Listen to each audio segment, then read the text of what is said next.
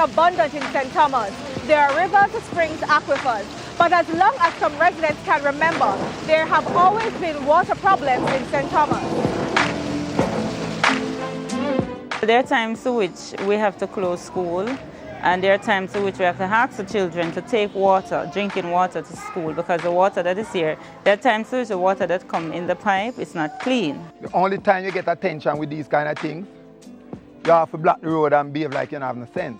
Water Commission have badly beaten us. Have we badly beaten and battered?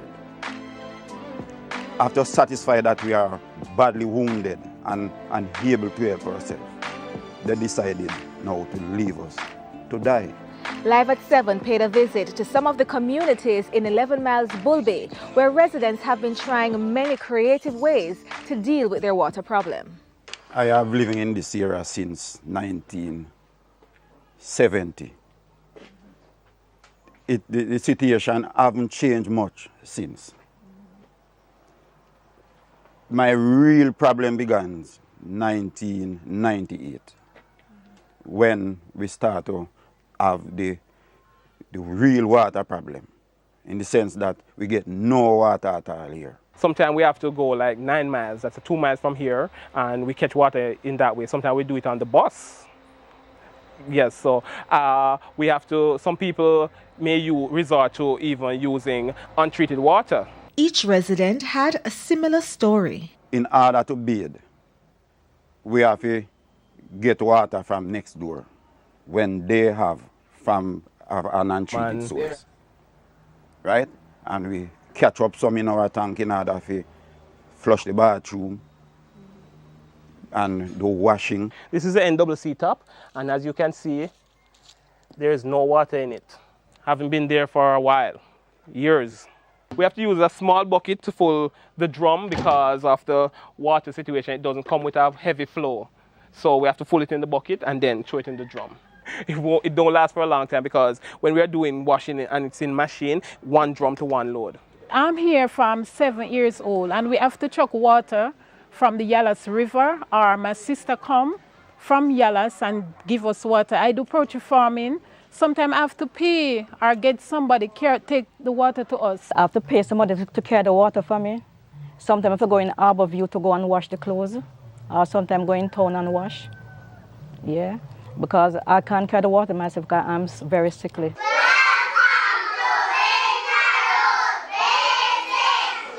I have a lot of containers. I have to take them home, fill them at home, take them to school, or I have to go to, there's another mile, 10 mile, I have to go to the pipe and fill those containers, and both myself and my staff have to take it back here so that we can have school. The residents have tried unsuccessfully over the years to have their problems addressed. There were citizen association groups that take up this matter in the past.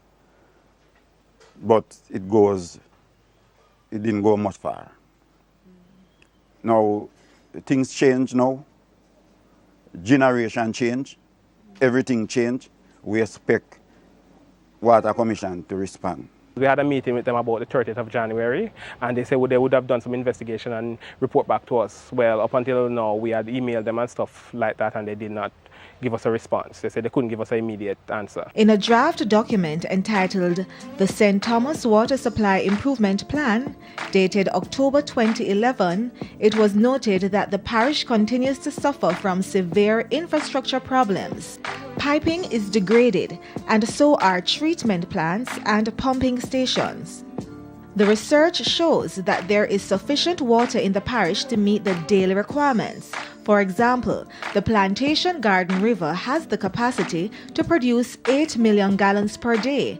The average daily demand is 5.8. However, the Whitehall treatment plant, which gets water from this source, can only treat 0.3 million gallons per day.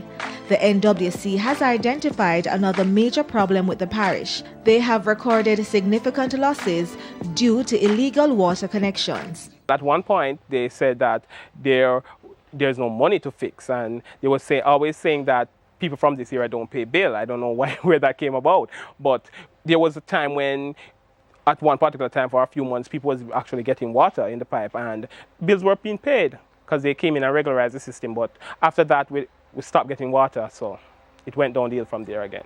While the residents admit that some persons have resorted to illegal connections, the draft document notes that if the St. Thomas water supply network were significantly improved, it is expected that the water supply revenue could increase to at least 70%, up from 30%. In other words, water theft could be minimized. This community is in the bus route. This is the terminus for the Bull Bay bus. And this area is developing rapidly. Now you have apartments that are being built in the area. So I don't see how, if they put in water, they can collect their money. Over the years, all we get is promises. This political one come, yes, we're going to do something. This one come, yes, we're going to do something. But they never ever do anything. I've been to the office in Marins Bay and I've spoke to several persons there about the water problem that we're having here, and they promised to come. All we get is promises. No one turn up. Just promise, and no one turn up. I have to be doing a lot of phone calls, and we just keep getting promises. No one turn up. And the water bills have been coming faster than the supply.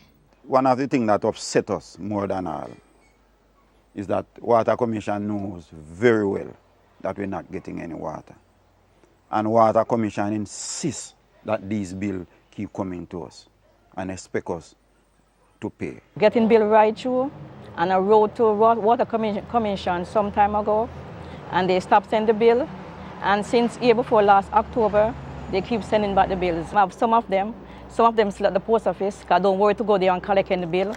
Having some here, don't even open them when I get them. It don't make sense, because I'm not getting any water.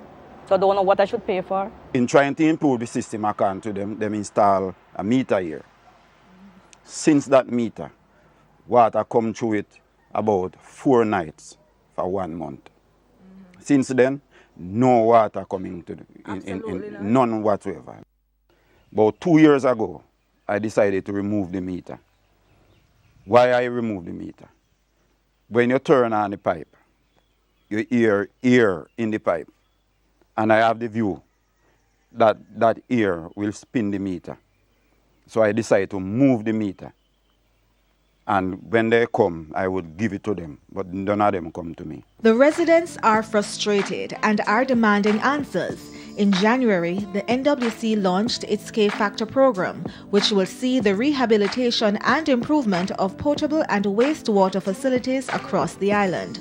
However, since all their pleas have been met with silence and inaction, the residents of 11 Miles Bull Bay are still waiting to hear if they would be one of the communities that will finally benefit. When we cannot talk to Water Commission, who do we talk to?